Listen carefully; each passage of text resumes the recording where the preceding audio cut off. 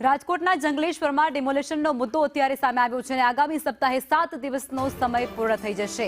ડિમોલેશનને લઈ અને સ્થાનિકો અત્યારે કોર્ટમાં પહોંચી ગયા છે। સ્થાનિકોની અરજી પર કોર્ટના ચુકાદા પર સૌ કોઈની નજર રહેવાની છે। ગઈકાલે કલેક્ટરે ડિમોલેશન અંગે સ્પષ્ટ કહ્યું હતું। આ સાથે રાજકોટની અંદર જંગલેશ્વરમાં મોટું ડિમોલેશન મેગા ડિમોલેશન રાજકોટની અંદર પણ થઈ શકે છે અને તેને લઈ અને નોટિસો આપતાની સાથે જ હવે આ તમામ વ્યક્તિઓ ત્યાં પહોંચ્યા છે। સંવાદદાતા મયુર અમારી સાથે જોડાયા ગયા છે, વધુ વિગતો આપવાના છે। મયુર, શું છે સંપૂર્ણ બાબત અને અત્યારે શું અપડેટ આ મુદ્દાને લઈ?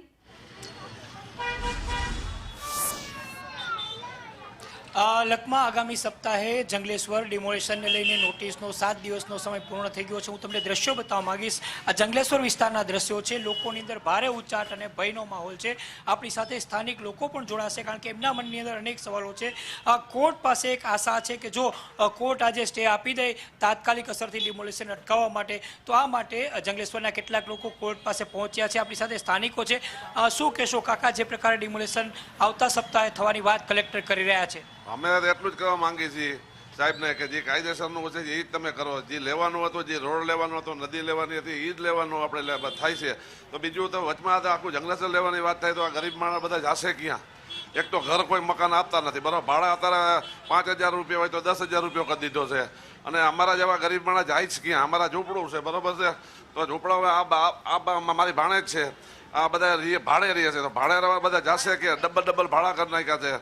અને જાવું તો જાય ક્યાં? કલેક્ટર સાહેબને અમારી એટલી જ વિનંતી છે કે જે કાયદેસરનું હોય ને બાપા એ તમે કરો। બધા ગરીબ માણસને હેરાન ન કરો, પરેશાન ન કરો, એકાબીજા મરી જશે।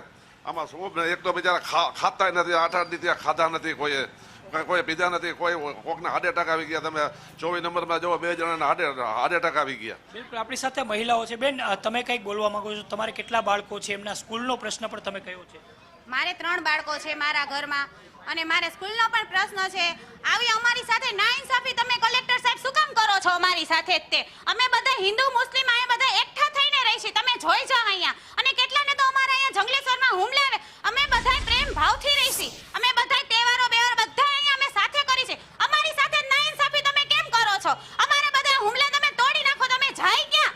તમે નાઇન્સાફી કેમ કરો છો? કેમ અમારું સાંભળતા નથી તમે? અમે તો તમારું સાંભળી છીએ। તમે કહો છો લાઇટ બિલ ભરો તો લાઇટ બિલ ભરી છે, વેરા બિલ ભરી છે, તમે કયો એમ કરી છે, પણ અમારી સાથે તમે નાઇન્સાફી કેમ કરો છો? એમનો અમને જવાબ આપો। કેમ તમે માણા નથી? હે, તમે જરીક માણસાઈ ઉપર આવો, તમે જરીક માણસાઈ ઉપર આવો। કલેક્ટર સાહેબ, અમારી સાથે નાઇન્સાફી ના કરો, અને અમારી તમને બધું લાગી જશે। અમારી સાથે નાઇન્સાફી ના કરો। મારો જન્મ અહીંયા જ છે સાહેબ, અમારો જન્મ બધાયના અહીંયા જ છે। અમે આટલા વર્ષ થયા રહી છીએ, અમે ભેગા મળીને રહી છીએ ને તમે અમારી સાથે આવી કેમ નાઇન્સાફી કરો છો સાહેબ? અમે હિન્દુ મુસ્લિમ બધાય ધર્મના અહીંયા રહીએ છીએ ભાઈ, અમે બધા। બેન, તમે શું કહેવા માંગો? તમે પણ કંઈક? સરકાર અત્યારે કાન બંધ કરીને બેહી ગઈ છે, બરાબર? એ કોઈનું સાંભળવા તૈયાર જ નથી। અને અમારું આ જંગલેશ્વર છે ને, એ સોને કી ચૂડિયા છે। જ્યારે આ રાવરી હતી અને મનરસિંહ જાડેજાની આ જમીન છે, બરાબર? સરકારની જમીન નથી આ। મનરસિંહ બાપુ અહીંયા આવતા જતા, અહીંયા અમારે કોર્પોરેટર અહીંના થયા છે। હવે એ જમીન ઉપર સરકાર અત્યારે એમ કહે છે કે અમારી જમીન છે, સરકારની જમીન નથી, બાપુની જમીન, રાજકોટના રાજાની જમીન છે આ। અને જ્યારે બેન, તમે શું કહેશો? તમારી પણ મારે કઈ કેવું નથી, ખાલી અમને આશરો દઈ દઈએ કે અહીંયા રહેવા દઈએ, અને એના ઘરે આવું થાય તો શું પ્રશ્ન થાય? આ નાના છોકરા લઈને અમારે એટલી જ વિનંતી છે બસ। ક્યાં જાય નાના છોકરા લઈને ભાઈ? ત્યાં ક્યાં જાય? અમારા બચ્ચા લઈને અમે ક્યાં જાય? અમને અમે કંઈક જમીન આપો કે કંઈક મકાન આપો તો અમે કંઈક રહેવા જાય। તમે તાત્કાલિક, આપણે નદીની વાત હતી, આ તો પાછો તમારો પ્લાન ફરી ગયો ને પાછો અહીંયા રોડ કપાતનો વાત આવી ગઈ। એટલે તમારો પ્લાન શું છે એ અમને કહી દો તો અમને ખબર પડે। ઈરાદો ફેરે રાખે છે કે ઘડીક રોડ કે છે, ઘડીક નદી કે છે, ઘડીક આમ કે છે આમ। એટલે આને પાણી આવી ગયા તોય કોઈ જોવા ન આવ્યું। અમારા ઘરમાં પાણી આવી ગયા, અમારા છોકરા ડૂબતા હતા ત્યારે તમે કોઈ જવાબ દીધો? ત્યારે કોઈ ન આવ્યું। અમે ભૂખ્યા તરસા, અમે 20,000 તો અમારે જાવું કે અમે એકલા કામ કરવા વાળા છે? તો એ ભાડાનું જેવી જ છે। અમે તન દીકરીઓ લઈને ક્યાં જઈએ સાહેબ? છોકરા નાના બચ્ચા લઈને ક્યાં જાય? બધાને નિશાળું આયા છીએ આટલામાં, અમને ક્યાંય મકાન નથી દેતા, ભાડા વધારે કહે છે, 12-13 કહે છે અમને। અને ઘઉં ચોખા લેવા ગયા તો અહીંયા કહે છે તમને ઘઉં ચોખા લેવાનું કોણે કીધું? તો હું અમને જંગલેશ્વર વાળા માણા નથી હે, તો અમને કેમ તમે આવું કરો છો? અમારું કોઈ છે નહીં, અમે હિન્દુ છે, અમને કોઈ ભાડે નથી દેતું। નાના છોકરા ક્યાં લઈને જવા?